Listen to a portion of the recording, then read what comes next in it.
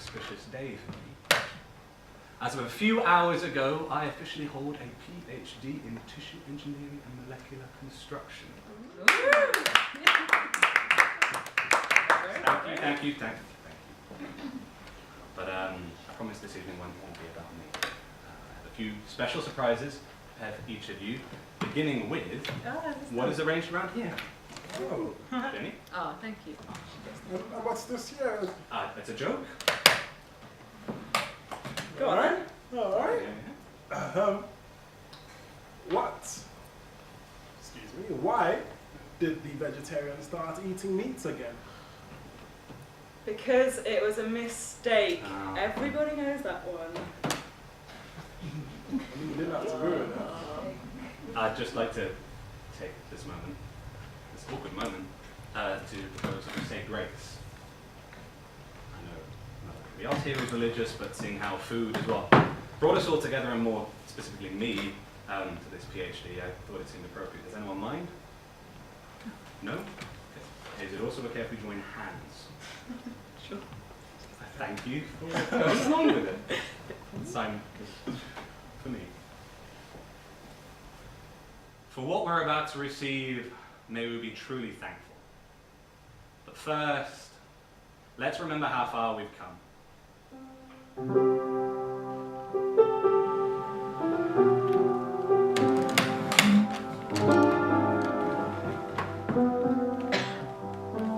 A city about to wake up.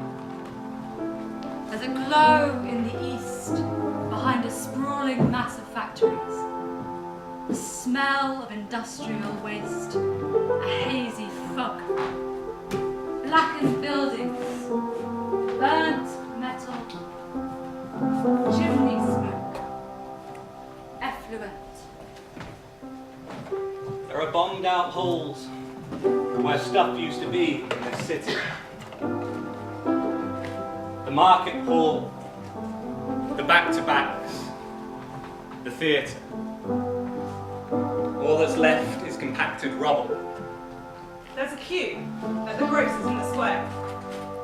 Women with handbags clutching ration books, and men wearing hats. A man drives a fish lorry 6 hours from a fishing port on the east coast. He does this journey twice a week. He pockets a parcel of fish and chicken, and what's left over will go in the meat safe in the pantry with the bacon and the butter and the cheese. He stinks. There's talk of moving out of the slum terraces and into an estate out of town. Rumours of indoor privies, proper wiring and gas ovens. Personal gardens where you can grow your own fruit and veg.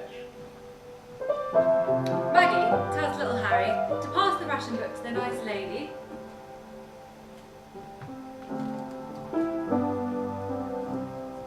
Her bloody husband George is still out queuing for coke, and he made up for the cram that morning before she even had time to put her face on. The smell of vinegar tickles John's nose as he approaches the chippy. Good, reliable fish and chips. The only thing that hadn't been rationed during the war, and a Friday night favourite. This Friday night, it would taste better than ever. There's a distant clip-clopping sound, which is slowly getting louder. Francis drops her skipper rope, runs up the garden path, climbs up the gate to see Christy, the co-op dairy milk cart horse, doing the rounds. Mick and Paddy are two kids from the local estate. They decide they're going to try and break into the fish market by climbing over the fence.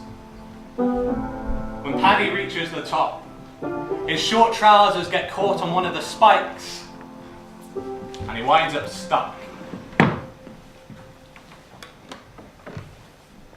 It turns out that a paper, the Dispatch I think, come and take his photograph. He's never going to live this one down.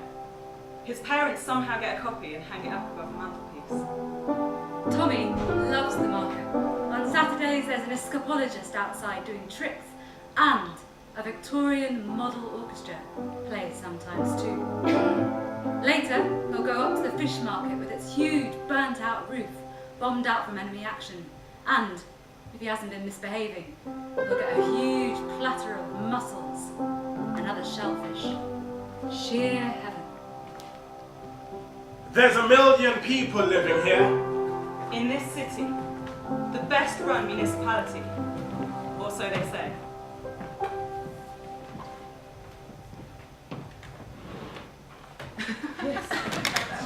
Is anybody for water?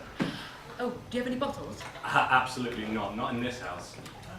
Buttered water is a scam, isn't it? Yeah, you turn the taps on here and you get great tasting water. That's been through 6 pairs of kittens. Terrifying, but true.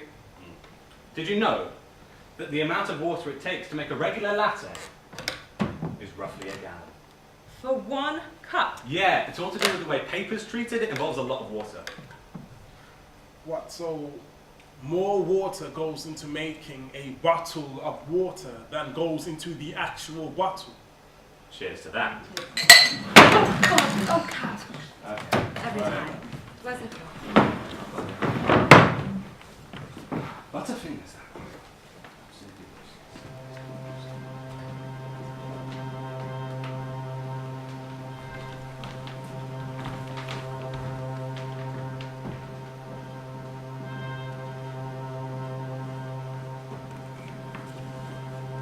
Five, four. Tonight, a special report on how the flooding across Europe has brought Europe's wheat production to its knees. Good evening. Heavy rains and gale-force winds have swept across Britain this evening, and communities are battling to keep the floods at bay. Yet, amongst all of this bad news, there are a few drops of good cheer. Europe's wheat fields may remain underwater, but Britain's bread baskets are full, thanks to what some have playfully dubbed the Great British Bake Off. Jane Dimbleby reports. Thank you, Kate. As you can see, I'm floating along the tributaries of the Thames in a traditional black cab, most of which have been ingeniously refitted as water taxis. Throughout April and into May, off-continental rainfall has drenched Britain in monsoon-like showers. But, looking out across the home counties, I must say, it's a very different picture to 2020, when 8,000 people lost their homes and hundreds were killed.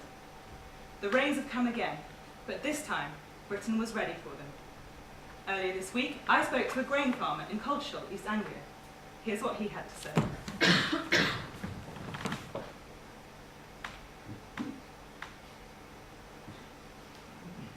Dikes, dams, floodgates. We learn from how the Netherlands do it, really. They're the experts on predictable flooding, having God knows how much of their country below sea level. And we spent the money. In 2020, my dad lost the entire harvest. But the UK spent the cash, paid for our taxes, and built the defences together. Science has also played an integral role in reversing the tide of the flood. Paul Greaves at the University of Birmingham has championed the use of flood-resistant wheat crops. Yeah, essentially what we did is that we genetically modified the molecular mechanism by which plants detect low oxygen levels. People at the time were talking as if it was science fiction, but in the end, it was just science. And of course, the government is taking credit for the rest. As policymakers, we made it a priority. We planted trees, we straightened channels, we raised sea defences, we built walls, levees, plains, and flood storage areas. Quite simply, we wanted Britain's flood defences to be the cream of the crop. Many thought that when the rains came, there just wouldn't be enough toast to go around. But one enterprising man has come up with his own small, quirky solution at minimising food waste. Bradley Baker owns a sandwich shop in Solihull. Here's how he started the mini-food revolution. Yeah, I mean, it was simple, really. You know, I was just mucking about in the shop, and then, you know, I threw the heel of the bread into the deep fryer. took it out, had a bite. It was delicious. Then, boom, it comes to me. You go to any Birmingham food processing plant and you find that they throw away 13,000 crusts every day. If you put all those crusts together, you can make over 2 million sandwiches a year. Not enough to feed the nation, but just about enough to give us back our biggest pride. Food waste, it's just not British, is it? And that, as they say, is the crux of the matter. Jane Dimbleby reporting to Taxon Home County.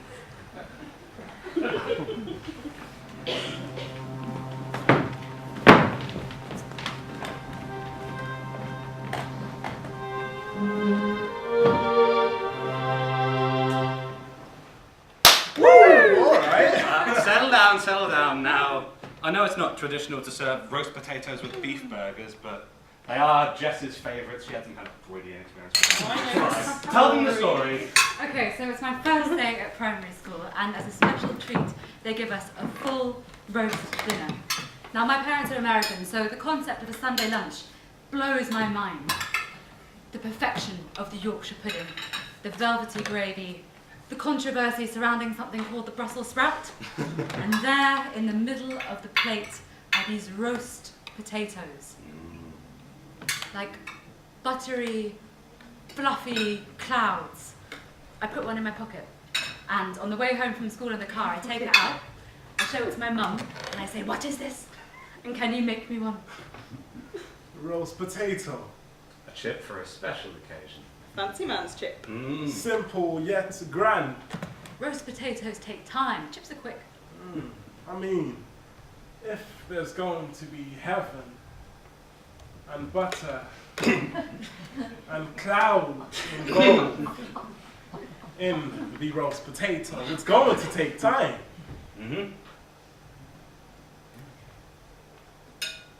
They do take time, don't they? They're just delicious. You can't really have a dinner party without them. You have chips on your own. Yeah, I mean, at the bag on the streets a lot of the time. Roast potatoes bring people together.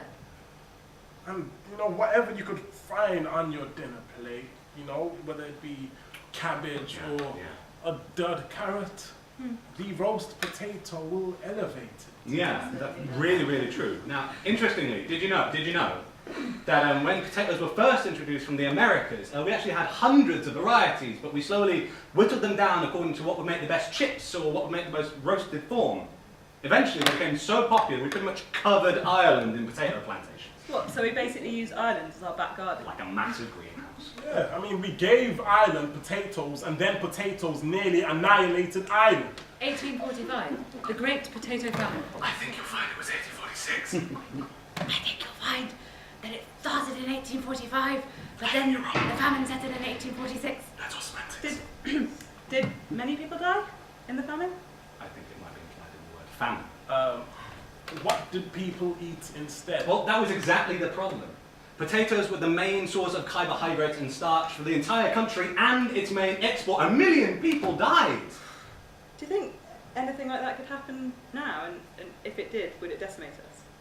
Grains? Wheat, corn. Everything's made of corn these days, right? What if some kind of fungus or locusts decimated the crop? Exodus style. It wouldn't happen in the UK though, would it? Well, I mean, globally, we're very close to a crop monoculture. Theoretically, disease could spread like wildfire across continents.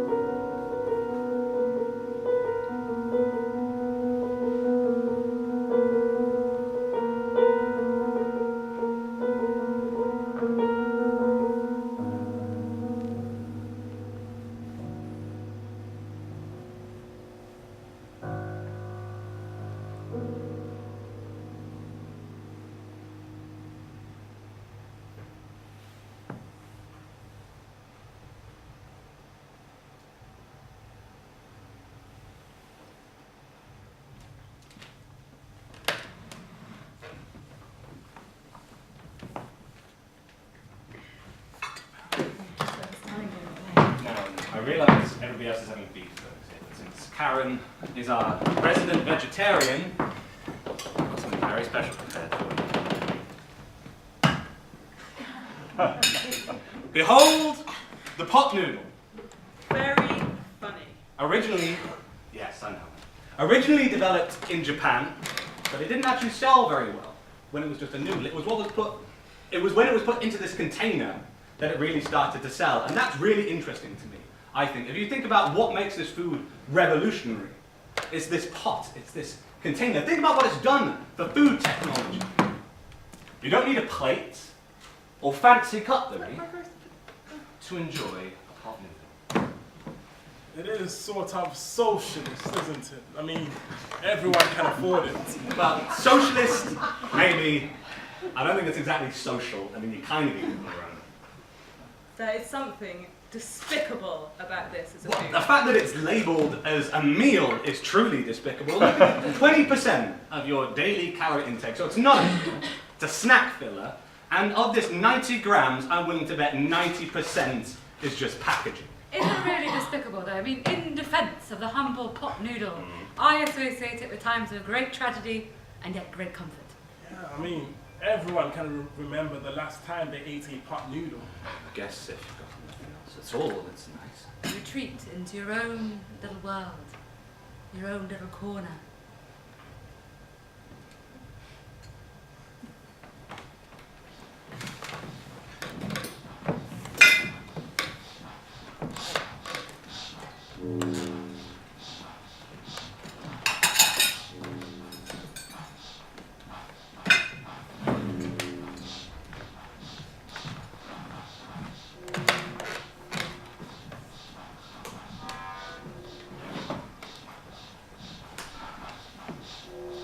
Hi, Violet. Are you there? Hey, Greg. Can't talk for long. Not sure the network is secure. How's home? We're doing okay. Mum's been getting worse. What? Why? Are you still giving her medicine? Of course I am! But it keeps getting more expensive.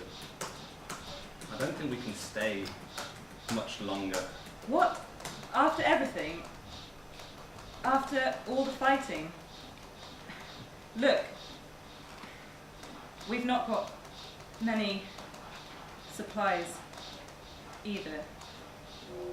Some of the lads and I are gonna raid another pharmacy soon.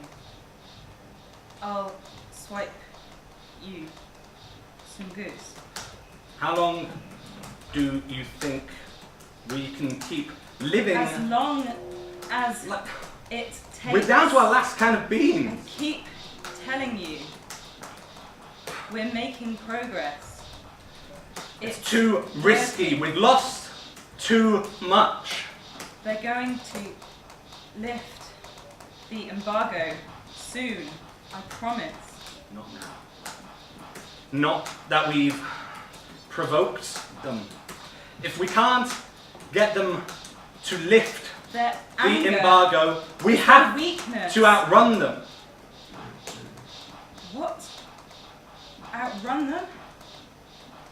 What's that supposed to mean? I think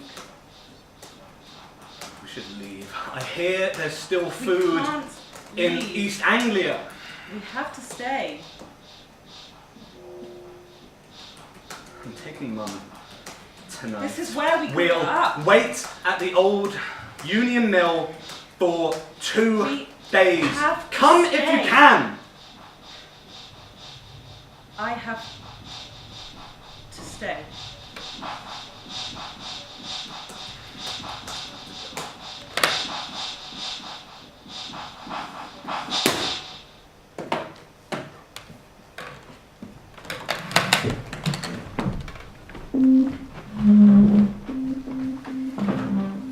bus with a friend. Our ear gets caught by the crunch of a crisp. So we turn our heads to the guy on the left-hand side and we quickly turn them back to look forward again and laugh at the concept of a seductive crisp eater. The market is a symphony. What's that, Tana? Not now. 2-0. He's my brother. Don't you want his number? £4.50 to keep you trained. It's sort of beautiful, but gross. Heads, hooves, tails, stomach linings. All bright red and pink. Still, at least it's not going to waste. Lately, I've been thinking about food deserts. About parts of the city where people don't have access to good and nutritious food. On my way home one evening, I decided to get a takeaway on Stratford Road, and I asked for a bottle of water with my meal. They shake their heads. They don't serve water here, just Coke. Here's his fishmongers. Trays of cockles and mussels, spirals of prawns, live lobsters crawling about. It's been a family business for 175 years, but it won't last much longer. Pierce, Junior,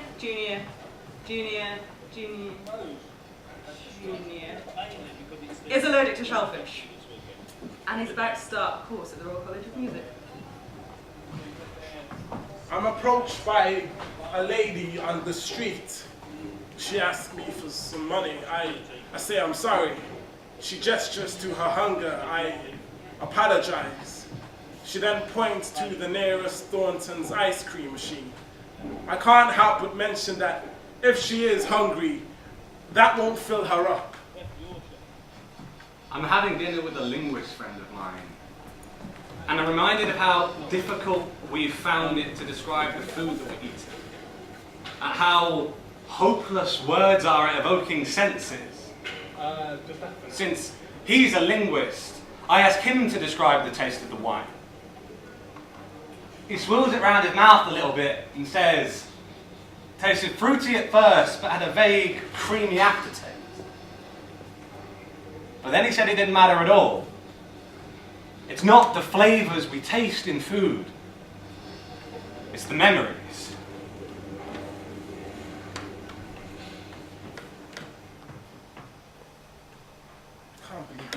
No, I'm joking. Yeah. I didn't just get you. Dinner hot. Here you go. Classic brand. 100% corn.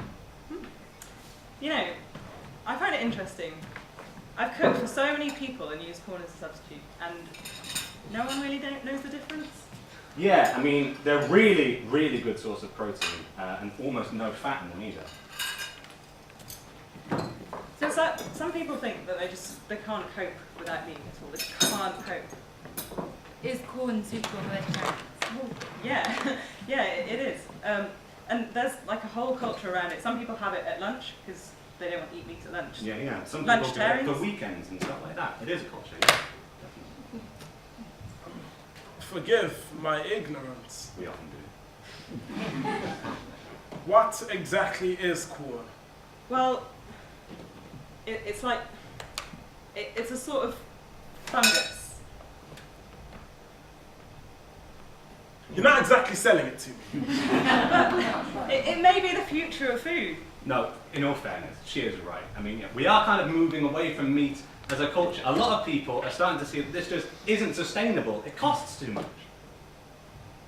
I mean, I'm really still not a fan of it. I know. You say corn, you think, no thank you. Well, look, that's a marketing problem, not a problem with the food. Surely it's a success of its marketing that we know about it, we're talking about it now, I'm eating it. No, we need a brand, it needs a song and a It already dance. is a brand! Then throw that brand out there with songs and lights and all kinds. Yeah, and just get an ad campaign. A mascot, maybe. Yeah. Ooh, Dolly the sheep. how are you going to get Dolly the sheep to be the celebrity endorser of your product? Oh, you can't. Well, why not? She's dead. Is she?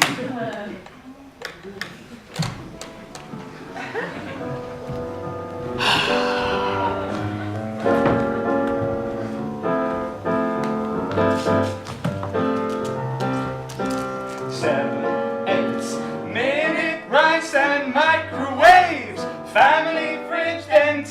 takeaways, freezer compartments, ready meals, substitute corn meats, cheaper deals. Dolly, Dolly, Dolly the sheep. And lab-grown meat. Oh, Dolly, Dolly, Dolly the sheep.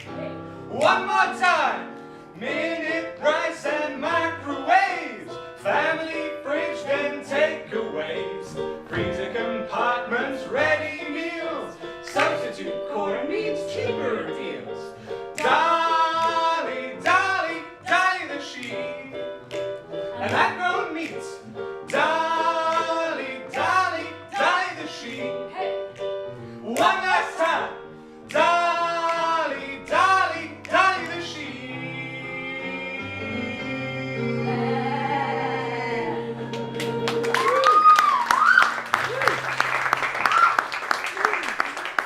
Buy your tickets online now for a fantastic day of family fun. Participants must be 18 or over. Terms and conditions apply.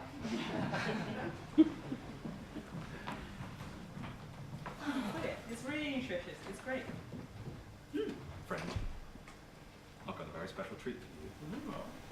As in, invented circa 1901. Kind of special. Baked beans. Baked beans! What kind of bean is a baked bean? A haricot bean. Navel bean? It's a navel bean. It's the same. Same thing. Will you ever have baked beans on a first date? Absolutely. I mean, I just decided as soon as you said it. You know, it's not just about the beans, it's about the person cooking the beans. I mean, cowboys ate a lot of beans. They're borderline part of our national identity, aren't they? Yeah, you think United Kingdom and you think the Union Jack and beans on toast, yeah? They're sort of like a nutritious fast food. Yeah, they're really high in sugar and salt though. Oh yeah, and also a third of your daily intake. So I was reading on the BBC's Eat Health page. Amateur! Sorry, what? And I found out that the nutrients in veg and, you know, all your wine and your fruits, they are also all in the skin of the baked bean. What isn't in it? Fat.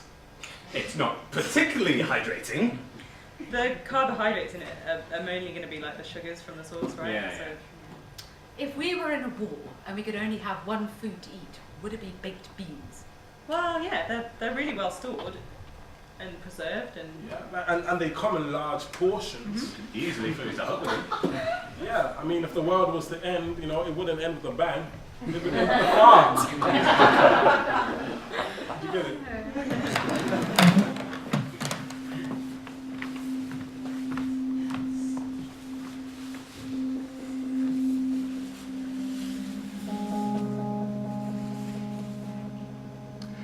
So here's the deal. This is the Ministry for Food Security HQ. It's 28,000 square feet across. You've got the food labs, the warehouses, and the office blocks. You're looking at roughly 400 employees. You and I will be working in the same department, running tests on the food samples. Did you know that they store over 2 weeks worth of food? Those friggin' hoarders. Me? I've been working here for about 4 years. Started out the traditional way, studied biology at university, did an MA in tissue engineering, and was lucky enough to get offered a placement at one of the large food groups. Then, eventually, I got recruited here. I can feel a rush. I always get like this hours before we roll in.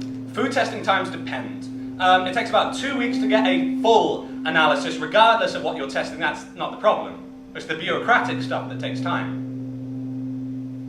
Yeah, man. I can't believe it's been 2 years since we've been rolling in. What do you mean? What do I mean by rolling in? Robbing. Taking the foods they've kept from us and giving it back to the people who don't have enough food. If it's an import or a totally foreign substance, it needs to get cross-checked by at least 2 other research teams, pass through all of the supervisors, and then get signed off by the shadow minister. All in all, you're looking at 2 to 3 months between the time that it arrives at us and the time it hits the shelves. seems to get easier every single time. I'm not getting comfortable, but there's nothing to worry about for now. Who told you that? Well, you shouldn't believe everything you hear, should you? Yeah, we're onto them. We've been tracking them for months now. Security is getting doubled tonight. If they try anything, we'll catch them. Although this time does feel significantly different. You know when you feel like you're being watched?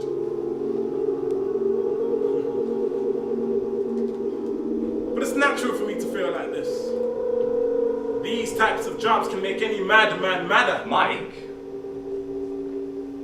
Yeah, I remember him. He was a good kid. How do you know him? Yeah. Craig. Old school jackass. I was volunteering at a youth centre years ago. He was one of the kids there. He seemed really bright, but I don't know. I've heard a few things. Yeah. He was one of the community leaders when I was in the young community group. No, I've got no idea where he is now. Hopefully doing something worthwhile. Look, why are you asking? That was 8 years ago. I don't know where he is now. Anyway, I'd best get going. I'm working late at the lab tonight. I'm rolling into the lab tonight.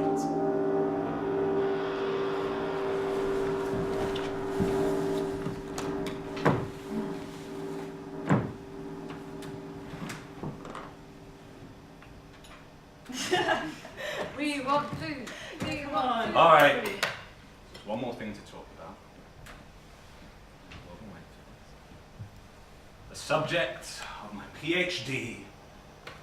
Let's talk about beef. Obviously, I've got beans all over my hand. But obviously, beef is a very, very old food. We've been butchering cattle for meat for thousands of years now, and there's actually really interesting debates around like what we call cows in different parts of the world. Is it ox? Is it oxen? Is it cows? Is it cattle? Is it aurochs? Like, there's a lot of different possibilities. But what I want to talk to you guys about today, specifically, is burgers. And I'm going to begin with a quote from Winston Churchill. Oh my days. Now, Winston once said, there will come a day when we will do away with the nonsense of growing a whole chicken and instead produce only a wing or a breast as we need it. So I'm hungry. Now, there are no fewer than 6 separate claims about the origins of the burger. Some are as simple as somebody putting a meatball between 2 slices of bread. Does that count as a burger? I don't know. Nobody.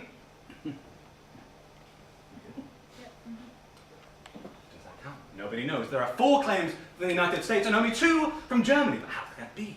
It's called a hamburger. Surely that means it was made in Hamburg. Or is it because of all the German immigrants who were in America at the time? Nobody knows. Has anyone ever been to Wimpy's? Wimpy's! There's an interesting point. Thank you, finally. So Wimpy's is the UK burger joint. It was here before McDonald's and Burger King, although it's owned by the same corporation. But not many people know that. Almost nobody has ever been to a Wimpy's anymore. Now, sorry, I'm going completely off track. What I wanted to talk to you guys about was lab-grown meats.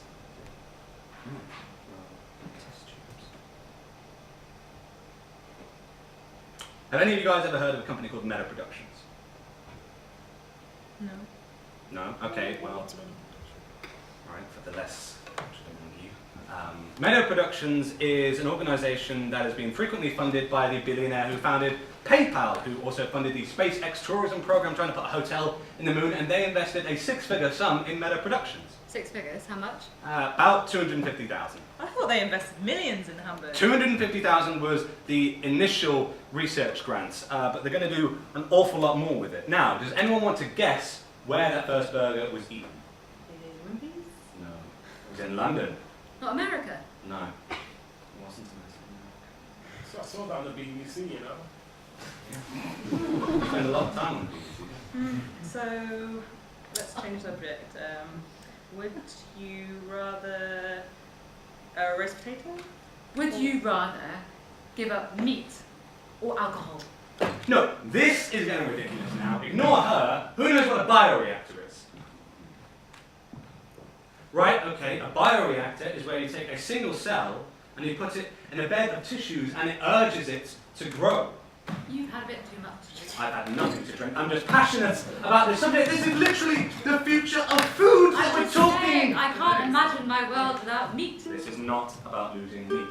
This is about a new way of creating meat. You're not understanding. This is literally revolutionary.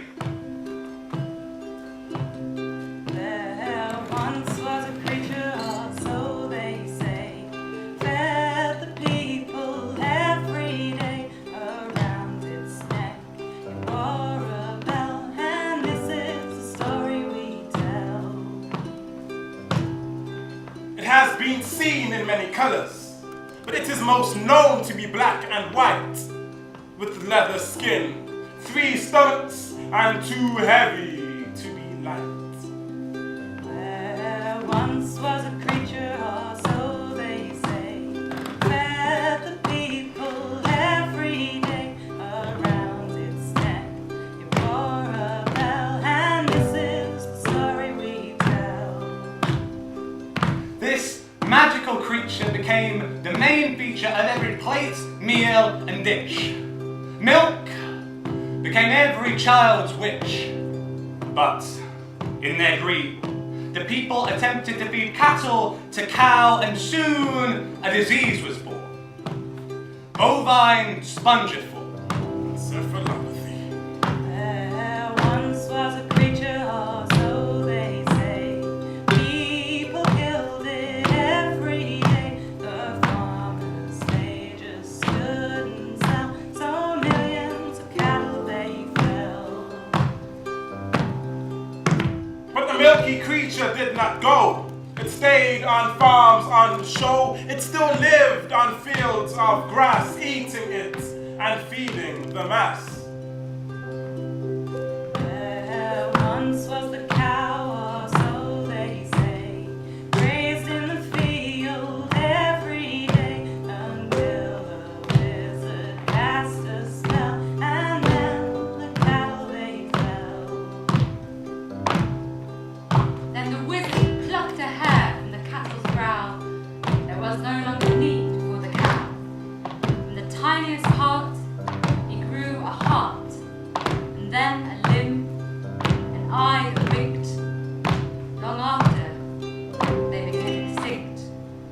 There Once was a creature, or so they say, but then we took its DNA to grow a tasty petri dish of any food we wish.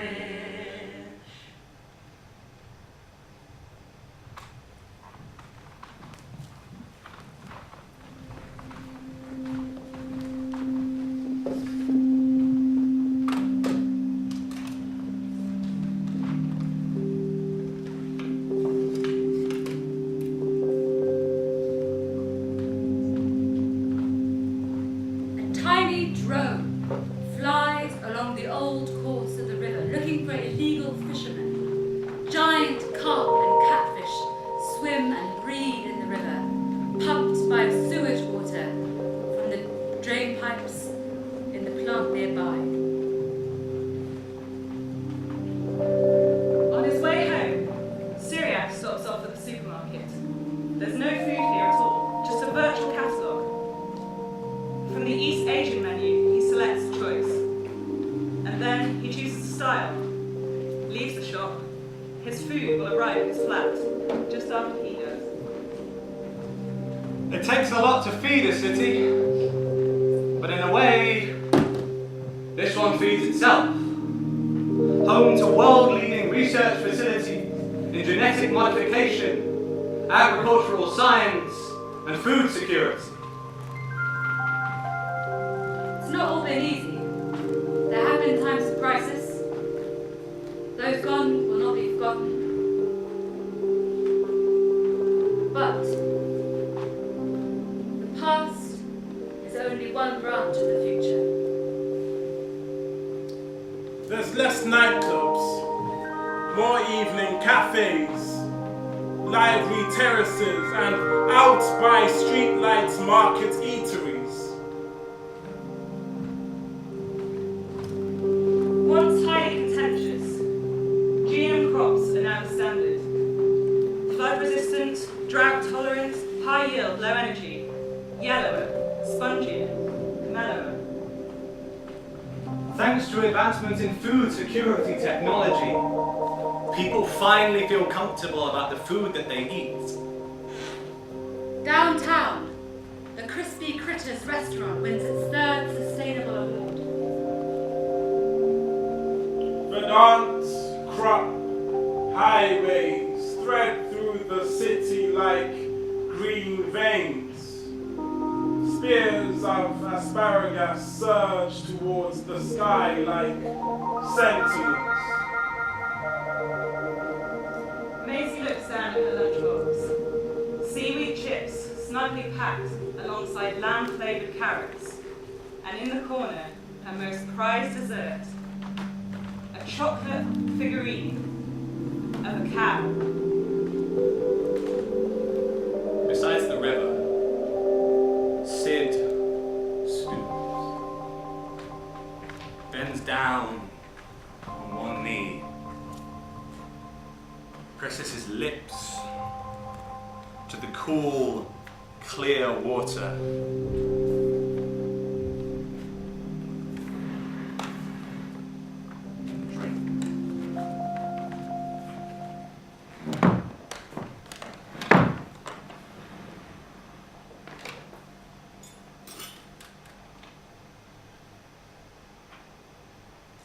Don't wait for me, guys. By the way, tuck in.